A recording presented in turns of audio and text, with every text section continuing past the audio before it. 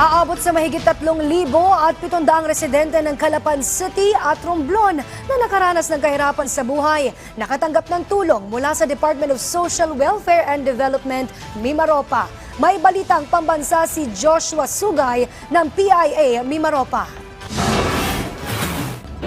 Namahagi ng Assistance in Crisis Situations o AICS ang Department of Social Welfare and Development Mimaropa sa mga residente ng Calapan City sa Oriental Mindoro at lalawigan ng Romblon para sa mga residenteng nakaranas ng krisis sa buhay. Sa Calapan City, ang bawat benepisyaryo na karamihan ay mga miyembro ng Tricycle Drivers Association at operators ay tumanggap ng 2,000 pesos na tulong.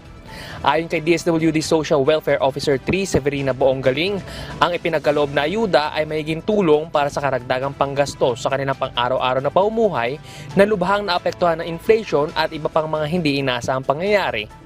Binigyan din ni Boonggaling na tuloy-tuloy ang mga programa ng ahensya upang matulungan ang mga disadvantaged individuals at sa mga pamilya nito. Yun ay talagang pang sa kanila, pang dagdag sa kanila.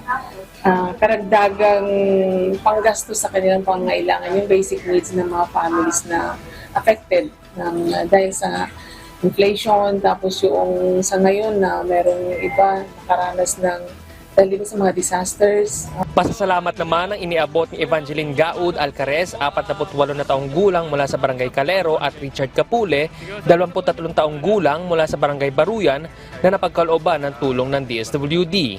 Ayon sa dalawa, malaking tulong ito sa kanilang mga gastusin, partikular na sa kanilang mga pang-araw-araw na pangangailangan.